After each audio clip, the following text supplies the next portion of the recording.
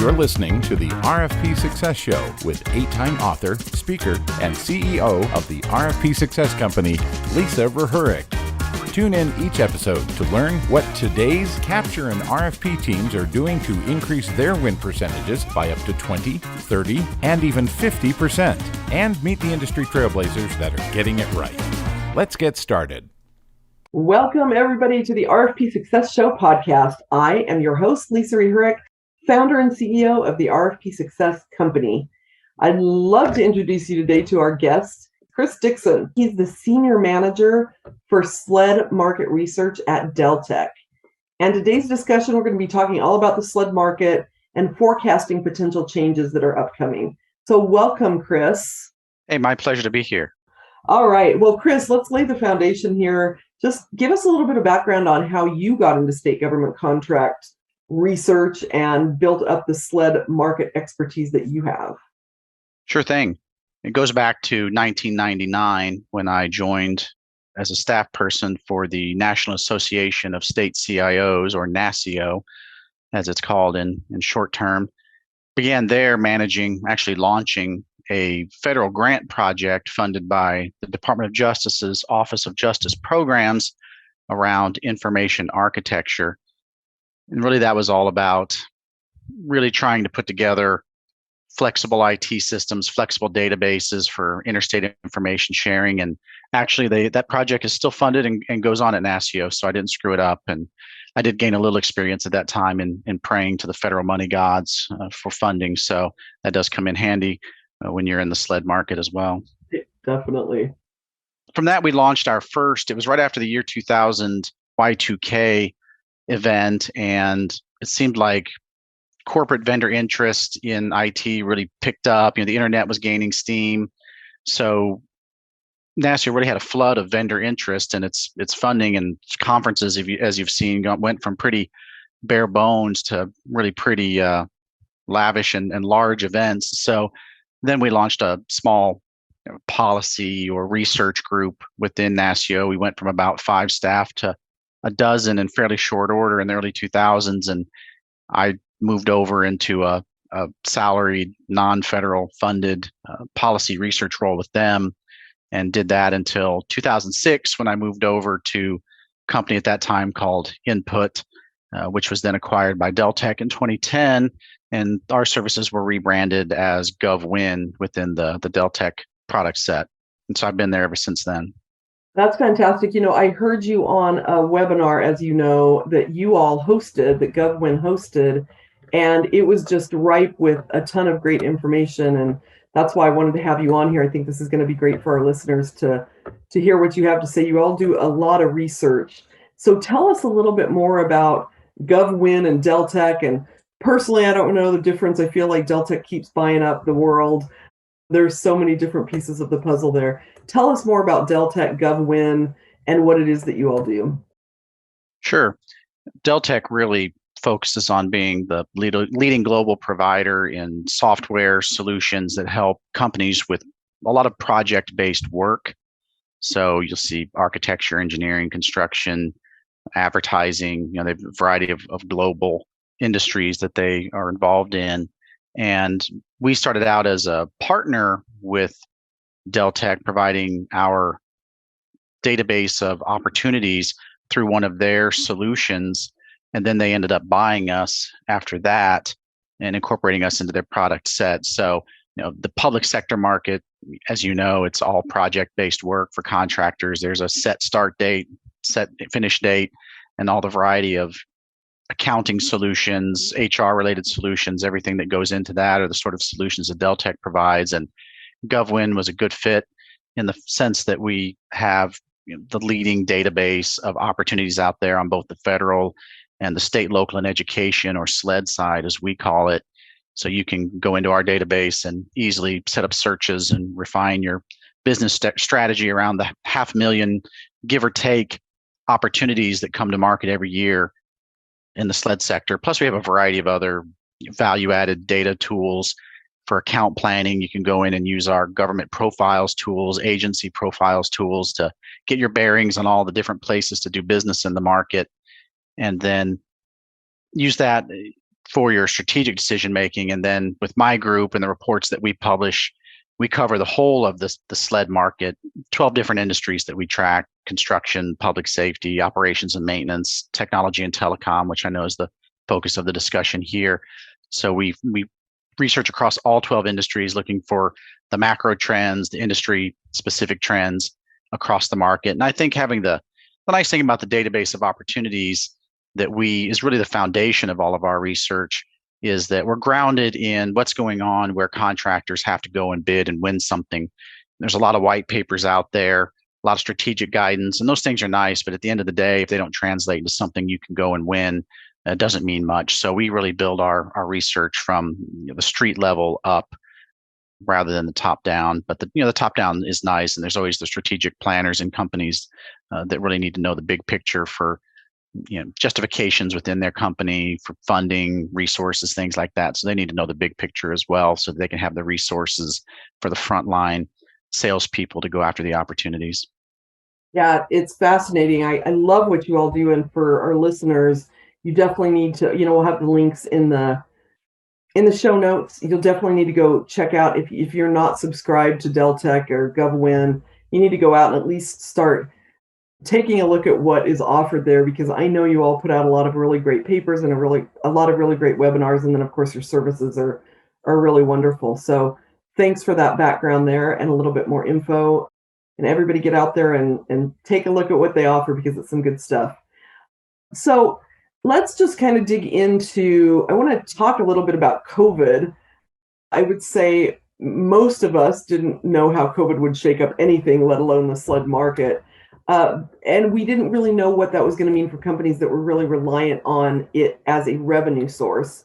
But it turns out that, we took a big hit, in 2020 for sure, but it feels like it's rebounding pretty quickly. Would you agree with that? Definitely, yeah. And I know we'll have a chance to talk even further in depth as we go. But I think the big picture here is that, on one hand, the public sector in general is somewhat counter-cyclical. When the commercial market's down, we're a little bit up, or if we're not up, we're a bit more sustainable. As you know, governments, they collect this spring, they collect taxes and revenues based on the tax rates and the money earned from the previous year. So when a recession hits this year, they still have the revenue that they collected from activities last year. So they're not like a commercial sector entity where if the cash register stops ringing, all of a sudden they're in recession. So they usually have a 12 to 18 month lag before we start to feel the symptoms of a recession. And in the case of COVID, it was an engineered or an inorganic recession, with the government essentially shutting down business activities, plus the disruptions as governments moved from pretty much 90% on premises based operations to fully remote in most cases. So that was, in some cases, that was probably the biggest disruption that occurred in 2020, was really the operational changes more so than the revenue impacts. Plus the Trump administration at that time pushed down a variety of aid through the CARES packages. I guess there was 3 of them. It's been so much has happened in the last year, so it seems like ancient history. But that funding really was pretty lavish. If you look at it compared to the aid that came down during the recession during the Obama administration of 2008, 9, 10, governments received, it was 3 times the amount of money that came down. And it wasn't just tax-based adjustments, which was half of the Obama-related aid. It was tangible aid that governments could put directly into their coffers to backstop and cover the costs of their COVID response. So the reality is, for the most part, governments should not have been paying out of pocket for a lot of their COVID response, thanks to that federal aid, because it was so enormous. And also in many places in the United States, the COVID impact through 2020 was really fairly light. If you're a rural county in Nebraska or Colorado, or some places in some of the cities and places in Middle America, you had months to get ready for your response as it sort of worked its way in from the coasts and the larger metropolitan areas to get your affairs in order in terms of your response. And then in many cases, the impacts that hit some communities were much lighter than, say, New York City or someplace like that. So that they really did provide a foundation that kept the SLED governments from having to go, make major cuts in their spending. Now, granted, they did do some across the board cutting and things like that, But again, it wasn't nearly what it might have been, considering their response to the 2008, 9, 10 recession. It was much more moderated. And then the Biden aid that came down through the American Rescue Plan Act, or ARPA, with the two tranches of money in March of 21 last year and then March of this year, they have that money available to spend in a variety of categories through 2026.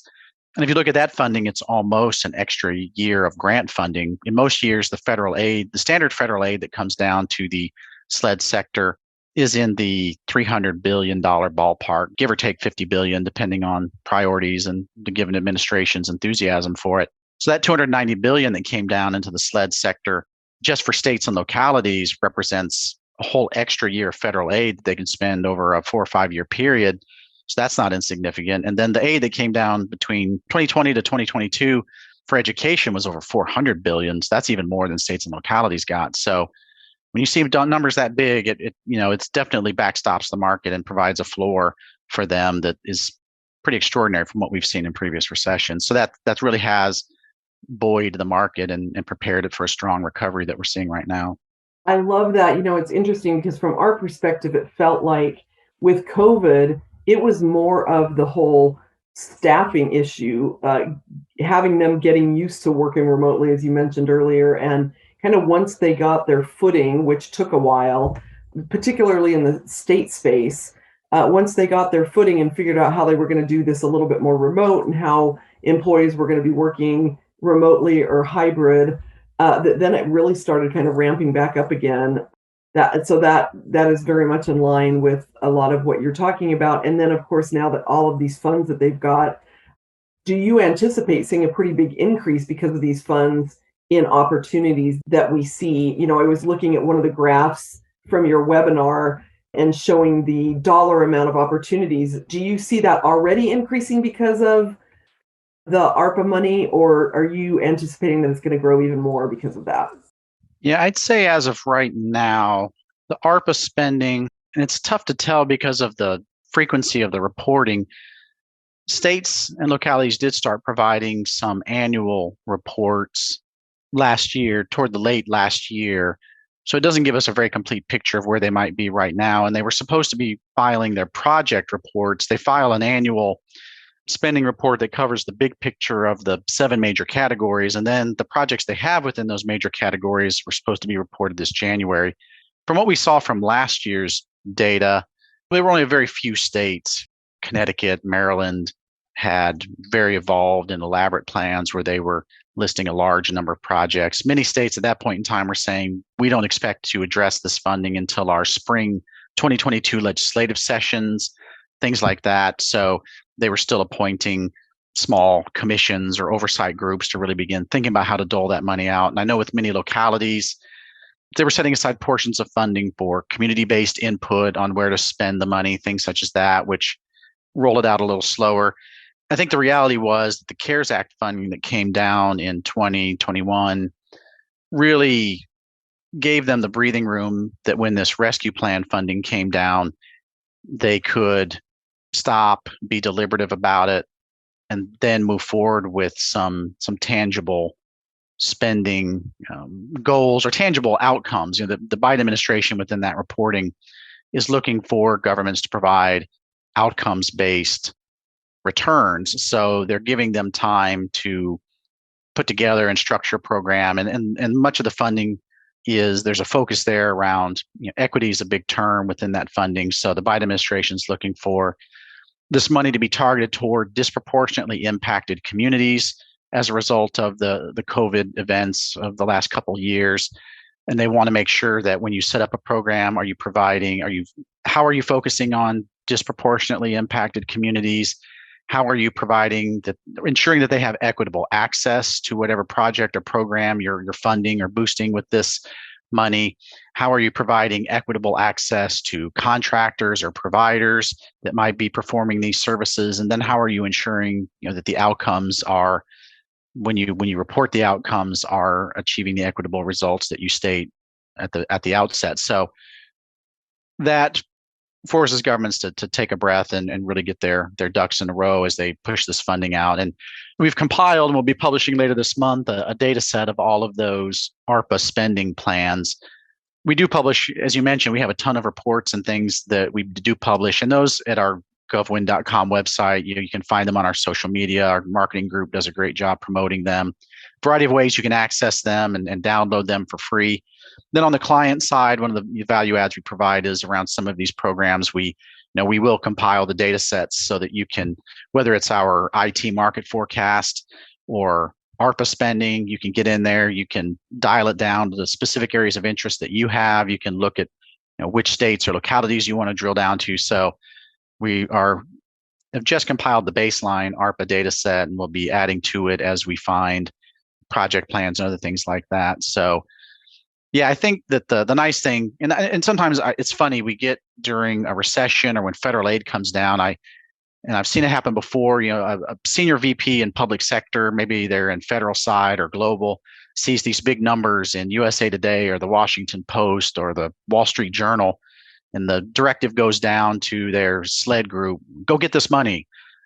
But the reality is you want there to be a little lag there. You don't want it to be a rush to the funding because you want to have time to put your game plan together. So sometimes it seems like contractors are a little disappointed when they find out that the money's not going to be flowing super quickly because everybody's got their quarterly numbers they want to hit and their annual numbers. But really, when it comes to targeted funding like this from the Fed, it's nice to be able to get your bearings and see where states and localities are skating on this so that you can put together your capture plan and get out there and get it in an organized way. If it's all going to hit the market within 6 months, then every contractor is going to be in there scrambling for it. And it could, it just ends up being you get squeezed out because it's a rush to the money rather than contractors are picking it up just because they get there first rather than because they've got the best solution or the best option for the government to pursue or implement. Yeah, we're really big promoters of don't just bid on stuff to bid on stuff, right? Obviously, we want to help our clients develop a game plan for, like you said, the capture plan for, and start building those relationships. And there's a lot of companies right now that are saying, hey, we want to get into the SLED space because we know there's going to be a lot more money coming down. And this is a good time for us to break into it. But you can't just come in, find an RFP and bid on it, right? I mean, all of that capture planning and relationship building is very important. So I like that you mentioned that it's going to be a little bit of a slower flow, and it does give them the time to do that piece if they're really serious about getting into the market. So thanks for that. Now, I know you spend a ton of hours with research, and you, as we keep mentioning, that you all have a lot of really great data. What are a few loud and clear takeaways regarding the SLED market, particularly as it relates to mid-market companies? Is there anything that you can kind of tout as loud and clear takeaways from those companies? Well, the reality is the mid-market companies make up the bulk of really where you want to say the rubber meets the road with this market. I work with a lot of the Fortune 100 companies that have SLED groups, and the reality is the companies are participating in the channel, the value-added resellers, the local business that's doing, say, 30, 40, $50 million worth of SLED business in the Kansas City. That's a billion there. I was meant to say million, hopefully. In the greater Kansas City area, those are the companies that are probably doing 50, 60, 70% of the implementation work. Even the largest companies out there, they only have the resources to pursue a subset of the market. Maybe they go out, they're the ones they want to go get the New York City contract. They want to get the LA or Harris County contracts, the state of Illinois, things like that. And it's really the mid-market resellers are the ones that cover everything from that level down to maybe the stuff that's too small to pursue, but really the rest of the metro areas for all practical purposes. So they're really the heart of this market. And it's interesting when you meet them, and I've been to a few conferences and spoken at a few that are populated by those size companies, and they're out there looking, they've got the conference floor where they're trying to figure what Microsoft or Google or solutions they're going to be pursuing and implementing, what new products are out there from Oracle and companies like that. And it's interesting when you talk to them, most of them did not start out with a SLED business plan of any sort. All of a sudden, a salesperson just comes in and says, hey, we want a deal to network the county school system. Next thing they know, a third of their revenue is coming in from the SLED market. Maybe even their largest single renewable contract that they've got is in the SLED market. And they find themselves just by serendipity in this market and looking to grow within their metro areas and build relationships. So really the key takeaways for them has been, I would say, in recent events is that both the Trump and Biden administrations have done a good job of pushing funding that was really was nationwide. It was large enough amounts of funding that it could push down to all corners of the market. To some extent, I use the term that throughout this COVID response, the federal government has really used a sort of brute force funding approach to help the SLED market, which I think has been good. You don't want the federal government to spend too much time on the drawing boards thinking about overly refined programs for distribution. As we've seen with the rescue plan funding, half of it went into the transportation space, and most of that money is going to flow out through the traditional transportation funding channels. And that money is already moving. The other half that's in some newer, more innovative areas, whether it be closing the broadband gap, whether it's conservation infrastructure, whether it is serving the disproportionately impacted communities through mental health programs, what have you, supplemental educational funding to close learning gaps. They're giving governments time to let's put together the strategies, let's do the inventories, and then bring those back. And then we will award the funding in a targeted way based on either the need of a given community or where we've identified, some things are just geographically specific. So that other $550 billion will be money that we'll see moving later this year and then all the way through 2026 timeframe, probably starting to taper off after that. And it's supposed to all close the books on it by, I guess, 2029 or 30. Okay, great information. So we are getting some amazing information from Chris. We're going to take a quick commercial break and we will be right back with more questions about SLED market research. Is your company looking to break into state government contracting, but you don't know where to start? The RFP Success Company is here to help. From knowing who to target and where to find bids, to being prepared for that first bid that hits your desk, we're your go-to source. Learn more by scheduling a call with our experts at findrfpsuccess.com. All right, everybody, welcome back to the podcast. I'm Lisa REHUREK, your podcast host. And I'm here with Chris Dixon. He's Senior Manager for SLED Market Research for GovWin and within Deltek. So we started to touch on this a little bit right before the break, but we work with a lot of tech companies, tech CEOs. So what do those specific listeners need to understand about the SLED market right now? I know you mentioned there's going to be, there's funds in there for broadband. What else do they need to know about the SLED market and where it's going? Sure. I'll hit a couple highlights from some upcoming research. As you might know, we do a quarterly bids report. One of my colleagues, Paul Irby, he's really the master of diving into the opportunities database.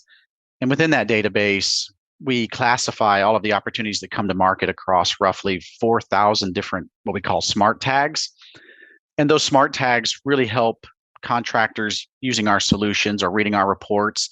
You can really drill down into what specific industry do you care about? Are you all the way down to looking for implementing ERP solutions in hospitals or sensor systems for infrastructure monitoring, things such as that. You can really drill down and it saves you the guesswork of, oh man, am I finding everything out there that I need? Am I using the right keywords? Things such as that. So the nice thing about the opportunities in the smart tags is everything we publish really relates back to those. So if we're talking about what's going on in the cloud space, the cyberspace, then you can take our report and go straight into our database and really begin to find those opportunities in short order.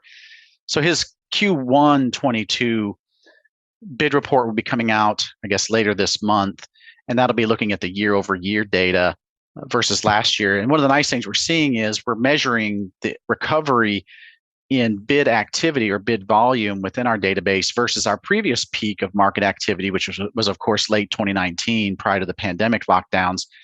So we're expecting in Q1 to be back to 98% of the bid volume from 2019.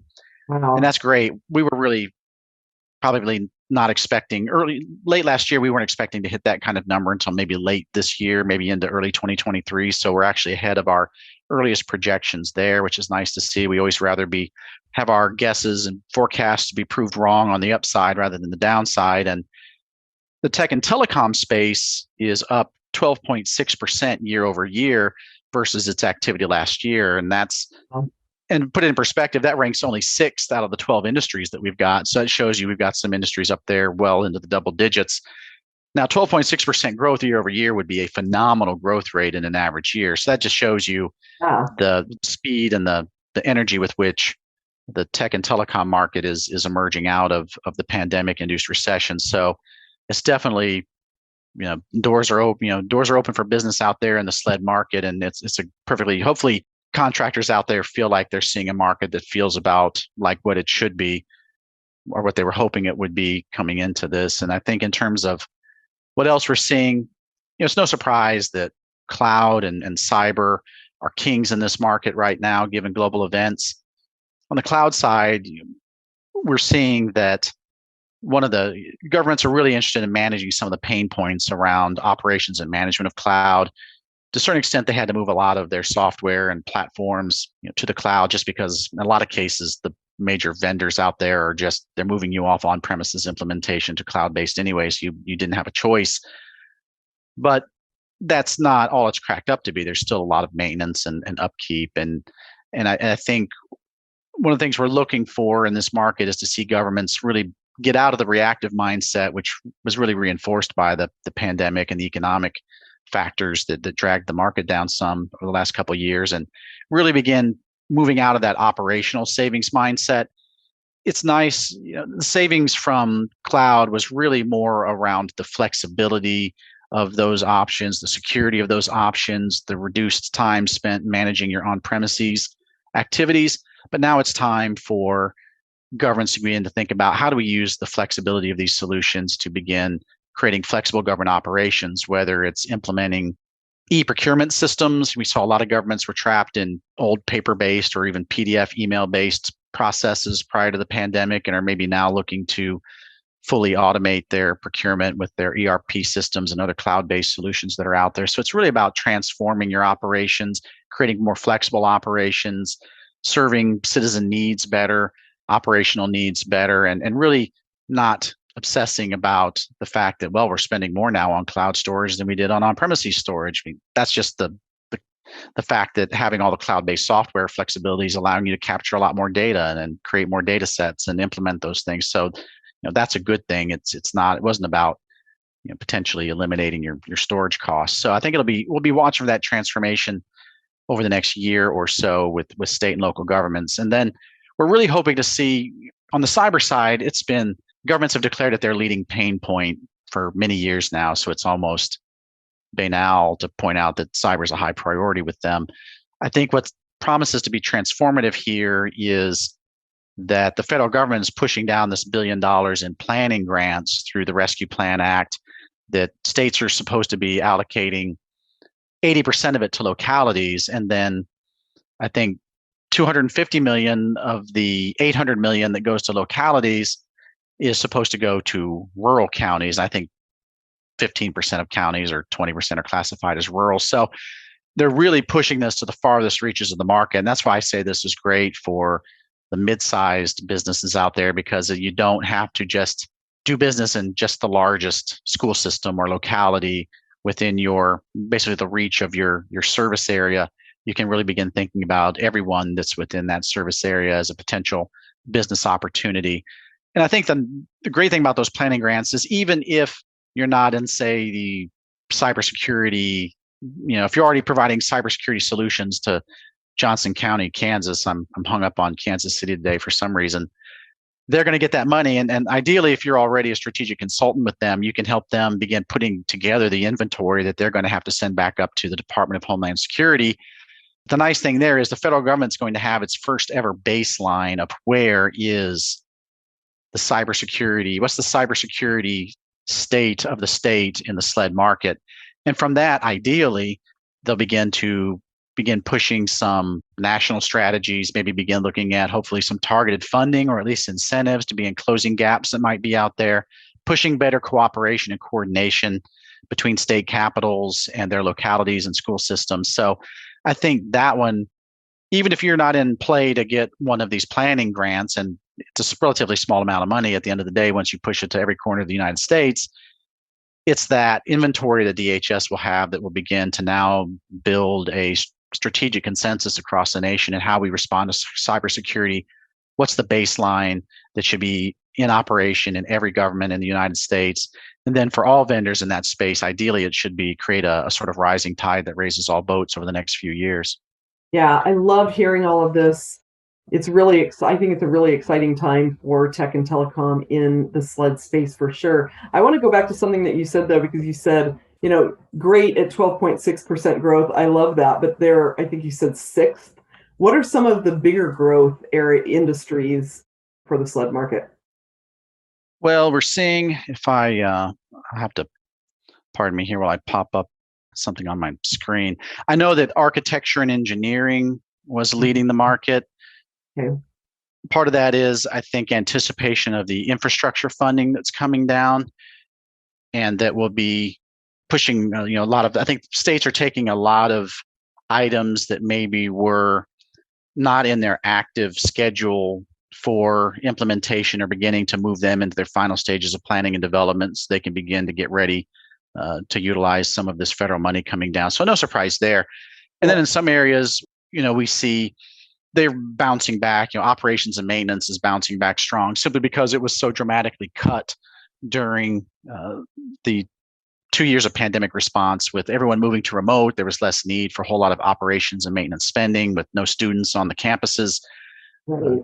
We saw governments, particularly local governments, cut their staffing down to year 2000 levels during the pandemic. But that's because local governments employ a whole lot of operations and maintenance. They run the largest number of facilities and grounds, and they're the ones that have the students and the citizens coming into office buildings more so than state governments do by far. So a lot of those are bouncing back simply because they were cut so dramatically that they had nowhere to go but up. And IT, what we really saw was a shift from we really saw a lot of our contractors talked about, we're doing a ton of work, and they're just tacking things on to existing contracts. We were already providing their services, their licenses for some given productivity software, right? And then only a certain portion of their worker population was using those. But then when everybody went remote, now we had to blow that out to pretty much a license for every government worker to use it from home, or the vast majority of them anyway. So a lot of it was really just blowing out more constrained implementations or offerings. And then we also saw a huge amount of activity move to the cooperative purchasing space, especially with the emergency orders that were in place in pretty much every state and local government at some point in time. They were freed from their previous procurement rules. So that allowed them to basically just go out to their existing vendors, expand existing contracts with literally no questions asked, go straight to a cooperative purchasing vehicle and grab things as quickly as possible, because they didn't have to worry about if we are going out to, let's say normally they'd have to do a competitive bid at $25,000 or more. They can now just run to the cooperative and spend $75,000, no questions asked. So, Right. So we saw some of that as well. And so what we're seeing here with some of the bid recovery is we're seeing some of the activity and things that were done under emergency orders that weren't creating bids are now coming back and creating bids for future procurement, things like that. So that's part of the things that has buoyed the rebound in all the different industries. We really only have one that's in negative, and that's financial services and professional services, really more around strategic consulting and operations, things like that. So, and that one's only a half a percent low versus last year. So even it's rebounded pretty strongly. And that's the one that always, professional services always falls the furthest in a recession, because the fact that when governments are furloughing or laying off workers, they don't have time or the slack in the system to begin to think about things very strategically or reorient things. They pretty much have to go with what they've got until they can catch their breath and start making some forward-looking plans, which we see them doing now. Yeah, just trying to keep the holes in the bucket filled versus anything proactive. Totally get exactly. That. Yeah. Well, I for one, and I know my team and probably everybody in the world that we live in is like, go e-procurement, because holy moly, we did see influx of at least allowing emailable proposals. But we're starting to see that slip back to where they're asking for hard copies again, and I'm like, no, don't go backwards. Yeah, it's unfortunate. Uh, I heard, when I used to work for NASCIO, I've sat in, we do research with the Public Technology Institute, which PTI, which works with city and county IT leaders. You hear them bemoaning procurement processes all the time internally because they can't get solutions and contractors in as timely a fashion as they would like because they have to go through an 8-month process on procurement. The reality is procurement is a process built to shield government from risk, not to move quickly. But certainly, I think, hopefully, the pandemic has created the final push toward e-procurement or near universal e-procurement across the nation over the long run, even if in the short term, some of them are falling back to their older processes. And it could just be that once the emergency orders were reduced or canceled, they just haven't had time to sit down internally and strategically say, what kind of e-procurement do we want? Do we need to wait for maybe a more comprehensive ERP financials implementation within our government? We don't want to necessarily lead that process. We want to wait for that transformation to happen and then plug in the e-procurement that meets that larger need rather than have e-procurement get out there with a solution that then later, when larger government comes back around to maybe cloud-based ERP or financials, they find out, oh, our e-procurement system's not going to play nice with this one. Now we're out to look for another $5 million solution or something. So it could be some of that. Yep. Well, I'm hoping. Here's hoping. Let me ask you this. What company niches would you encourage to have a little bit more caution? Are there any niches out there where you're like, ooh, we caution you with the SLED market right now? No, we don't. There's nothing that jumps out as particularly risky. I think most companies out there understand where the major transformations are going, and most companies are moving their solution sets toward where governments want to go. We're going to be in a long transition from on-premises to cloud-based solutions in a whole variety of areas. There's still, the nice thing about cloud is as the transformation occurs, whether you move to platform as a service or desktop as a service or what have you, there's all these different as a services now, which at least it's more useful to speak in those terms than it is just to say quote unquote cloud anymore, which is really too vague to be meaningful at this point. We see that it opens up new opportunities for transformation. We see this with Deltek or with GovWin.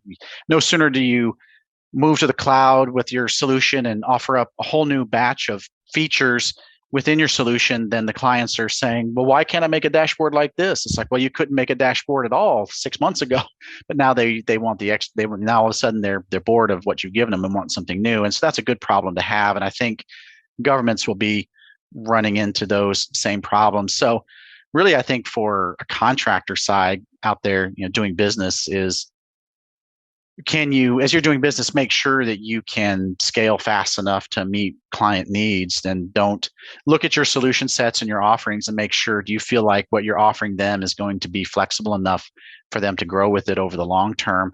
And no one can really see the future well enough to guess all of those things. But I think you have to really, look at yourself and think, and on the SLED side, what we see, you have to be very realistic in your mindset, because very few companies out there are solely in the SLED market. That's their only market. Almost all of them grew out of maybe a larger federal oriented corporation, or they grew out of a commercial side of a corporation. And what I see a lot with the SLED side is you'll get cram down of solutions from your commercial side, especially if you have a recession. Commercial takes a 10% hit, and now they want you to go make that up in the public sector. So find a way to sell solution X in the public sector. And I think on the SLED side, if you're the one that's responsible for moving that solution or migrating it in a big way to the SLED side, make sure, is your company giving you the flexibility to work with them to do whatever necessary tweaks you might need to make that serve the public sector better? Are you getting the business use cases and the marketing verbiage and the things you need to push that in the SLED sector and to make it a successful implementation, so you don't feel like you're having to go out there and and sell somebody something that in a year or year and a half they're not going to be happy with. They're not going to have the level of use that they want, and you're going to have trouble maybe renewing a contract down the road. So I think that's probably a pervasive problem in the SLED market that's always there and won't go away, because very few SLED groups get to dictate their product set. They're trying to sell public sector facing versions of solutions built for the commercial market, and so there's always that tension there. Yeah, I actually really like what you said there, because we see it too. We help companies kind of break into the state government, and they think it's going to be easy. Let me just respond to an RFP with the service that we already offer, and we'll get a 3 to 5 year contract, and it's going to be a nice lucrative contract. They're a little starry-eyed and they think it's going to be that easy, but there's a whole lot that has to be set up there for that to work, to your point. So thanks. It's a unique discipline, but I think the important thing to show for any of the SLED strategists I've ever worked with, it's always a situation of you can't let the perfect be the enemy of the good. I've talked to sales strategists for Fortune 100 companies who have SLED groups doing $1 billion in business, and their strategy is we go into the GovWin database and find stuff to bid on. Right? They struggle. Everyone's under resourced, and nobody wants to leave anything on the table. It's hard to say, we just can't go bid on that right now. We just don't have the resources. But if Miami-Dade comes to market and they want to spend $20 million on something, it's impossible for you to not go after that if that's in the wheelhouse of what you're trying to do, just because your bucket's full in other areas. So, but you can at least block and tackle well. I think companies that succeed over the long run are the ones that do block and tackle well. Are you at least doing some degree of after action evaluation on what you win and lose? Are your marketing materials SLED specific? If you hear companies, we went out to bid on, we're trying to win a sensor system for a waste station on the highways, and all the information I get to push out on our sensors group shows unmanned aerial vehicles from the Afghanistan war. It's not SLED specific stuff. It's not speaking to the SLED need, and it's really about getting ahead of what the SLED buyer wants. I know I've heard it 1,000 times from IT leaders. The last thing they want to hear is a salesperson sit down in front of them after they've hit you with a dozen emails and phone calls to finally get that sit down and say, so what can I do for you? You have to know what you can do for them when you sit down, if you want to really impress them. And that's something that you can do regardless of whether the market's up or down or what niche you're in. That's a practice or a discipline that you can have regardless of any external circumstances. Agreed wholeheartedly. So this has been fantastic, Chris. How can our listeners get in touch with you or get in touch with GovWin if they want to learn more? Well, you can always reach me at Chris Dixon, Dixon, all one word, at Deltek.com. And you can feel free to put that into the notes to the podcast. They can always reach out to me directly. If I'm not the person that can help you the best, I will see that you get to the person that can help you the best. If you have a need with Deltek, we try not to stand on a lot of formality, and it's sort of next person up in terms of helping the client. So I'll always happy to do that. And of course, you can go to govwin.com and you can sign up for email announcements of when we release reports or do podcasts. You can follow us on social media. You won't miss anything there. And like I said before, almost all of our reports are freely available. You just have to, of course, give up your contact details as always. But it's great stuff. And I'd say, hey, if you give up your contact details for one piece of market information in the next week, make it one of the GovWin reports that we have available right now. And there's a dozen of them up there that you can pull down, whether it's our recent hotspots report where we feature the top 10 hotspots in the SLED market for the year. And there's always a mix of IT and other industries there. And even for those hotspots that aren't IT specific, I always recommend, the nice thing about the IT market is anything government does in any area of its operations is an indicator of some sort of IT solution that it might need. So whatever hotspot they have out there, think about what the coattails are for an IT follow-on solution that might help them with that pain point, whether it's if they're setting up greenways and cycling paths for quality of life within their community, they need cameras and sensors there for public safety, right? So there's always a coattails option there for IT. So all of our reports, I think, have great pertinence on the IT side and on the IT services side, and we've got a bunch of channels that you won't miss a thing when it hits. LinkedIn, we post, well, LinkedIn, you can connect with me on LinkedIn as well. And we do a lot of posting there also. Wonderful. Well, I can attest to the reports being very valuable, and you all put out a lot of great information. So listeners, get out there and sign up and connect with Chris, and you'll get a lot of really great information. So Chris, again, thank you so much for being here. I really appreciate your insights and your time. My pleasure. Happy to do it. Wonderful. Well, thanks everybody for being here. On behalf of Chris and myself, I want to thank you for listening to the RFP Success Show. This has been another episode of the RFP Success Show with Lisa REHUREK, 8-time author, speaker, and CEO of the RFP Success Company. Thank you for joining us. If you have feedback on today's episode, email us at podcast@rfpsuccess.com. No matter your business size, industry, if you have an in-house RFP team, or need outside support, the RFP Success Company helps increase RFP win ratios by 10, 20, and even 50%. Learn more at the rfpsuccesscompany.com.